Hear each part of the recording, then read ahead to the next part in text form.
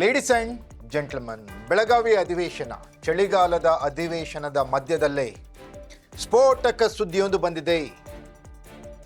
ಅಖಾಡ ಏನು ರೆಡಿಯಾಗಿತ್ತು, ಮುಖ್ಯಮಂತ್ರಿ ಬದಲಾವಣೆಯ ಕಾದಾಟ ಗುದ್ದಾಟಕ್ಕೆ ಅಖಾಡ ರೆಡಿಯಾಗಿತ್ತು. ಈ ಅಖಾಡದಿಂದ ಜಗಜ್ಜೆಟ್ಟಿ ಡಿ.ಕೆ. ಶಿವಕುಮಾರ್ ಹೊರಗೆ ಬಿದ್ದಿದ್ದಾರೆ.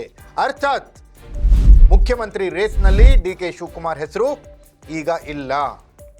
ಈಗಿರೋದು ಇಬ್ಬರ ಮಧ್ಯೆ ಫೈಟ್. ಒಂದು ಮಲ್ಲಿಕಾರ್ಜುನ ಖರ್ಗೆ ಅವರು ಮತ್ತು ಡಾಕ್ಟರ್ ಪರಮೇಶ್ವರ್. ಇವರಿಬ್ಬರಲ್ಲಿ ಯಾರಾಗ್ತಾರೆ ಸಿಎಂ? ಅಷ್ಟಕ್ಕೂ ಡಿ.ಕೆ. ಶಿವಕುಮಾರ್ ಈ ಫೈಟ್ನಿಂದ ಔಟ್ ಆಗಿದ್ದು ಹೇಗೆ? Exclusive story. ನೆಲ ಜಲ ಭಾಷೆಗಾಗಿ ಪ್ರಾಮಾಣಿಕ ಪತ್ರಿಕೋದ್ಯಮ. ನಾನು ಹೇಮಂತ್.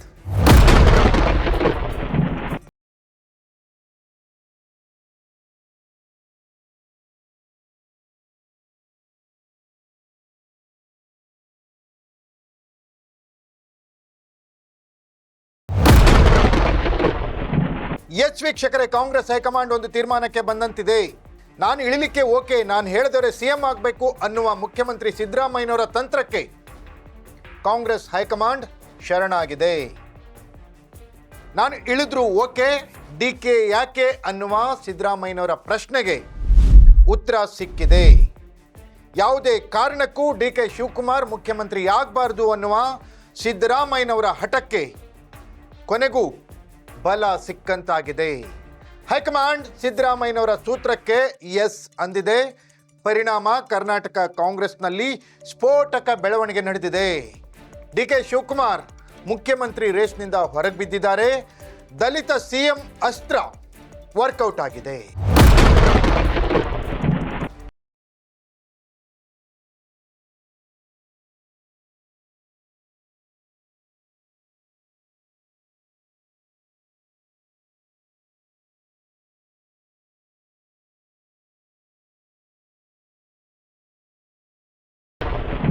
ಎಸ್ ವೀಕ್ಷಕರೇ, ನವೆಂಬರ್ ಕ್ರಾಂತಿ ಅಂತ ಏನು ಶುರುವಾಯಿತು, ಡಿಸೆಂಬರ್ ಮಧ್ಯಭಾಗದಲ್ಲಿದ್ದೀವಿ. ಕ್ರಾಂತಿ ಶುರುವಾಗ್ತಾನೆ ಇದೆ. ಇನ್ನೇನು ಜನವರಿಯಲ್ಲಿ ಮುಖ್ಯಮಂತ್ರಿ ಬದಲಾವಣೆ ಅನ್ನುವ ಮಾತುಗಳು ಕೇಳಿ ಬರ್ತಾ ಇತ್ತು. ಆದರೆ ಮುಂದಿನ ಬಡ್ಜೆಟ್ ಮುಗಿಯೋವರೆಗೂ ಮುಖ್ಯಮಂತ್ರಿ ಬದಲಾವಣೆ ಸಾಧ್ಯವಿಲ್ಲ. ಬಡ್ಜೆಟ್ ನಂತರ ಮುಖ್ಯಮಂತ್ರಿ ಬದಲಾವಣೆಯಾಗುತ್ತೆ. ಆದರೆ ಡಿ.ಕೆ. ಶಿವಕುಮಾರ್ ಮುಖ್ಯಮಂತ್ರಿ ಆಗಲ್ಲ. ಮುಖ್ಯಮಂತ್ರಿ ಆಗಬೇಕು ಅನ್ನೋದಾದರೆ ದಲಿತ ಮುಖ್ಯಮಂತ್ರಿಯನ್ನೇ ಮಾಡಿ ಅನ್ನುವ ಸಿದ್ದರಾಮಯ್ಯನವರ ಹಠಕ್ಕೆ ಕೊನೆಗೂ ಜಯ ಸಿಕ್ಕಂತಿದೆ. ಕಾಂಗ್ರೆಸ್ ಹೈಕಮಾಂಡ್ ಸಿದ್ದರಾಮಯ್ಯನವರು ಹೇಳ್ದಂಗೆ ಆಗಲಿ ಅನ್ನುವ ತೀರ್ಮಾನಕ್ಕೆ ಬಂದಂತಿದೆ.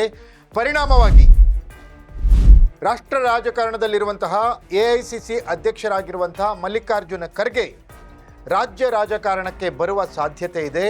ಅವರೇ ಮುಖ್ಯಮಂತ್ರಿಯಾಗುವ ಸಾಧ್ಯತೆ ದಟ್ಟವಾಗಿದೆ.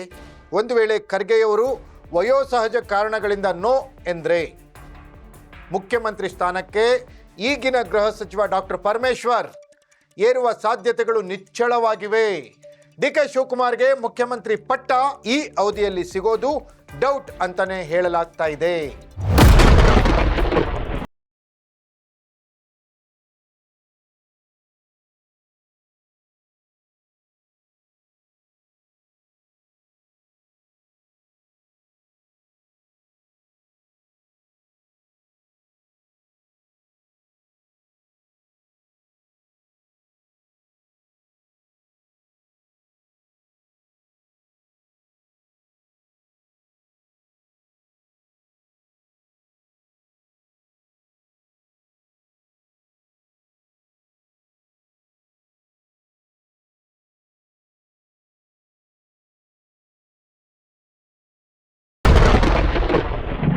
ಎಸ್ ವೀಕ್ಷಕರೇ, ಇದರ ಹಿನ್ನೆಲೆಯನ್ನು ಅರ್ಥಂತ ಡಿ.ಕೆ. ಶಿವಕುಮಾರ್ ನಿನ್ನೆ ತಮ್ಮ ಬೆಂಬಲಿಗರ ಸಭೆಯನ್ನ ನಡೆಸಿದ್ದಾರೆ.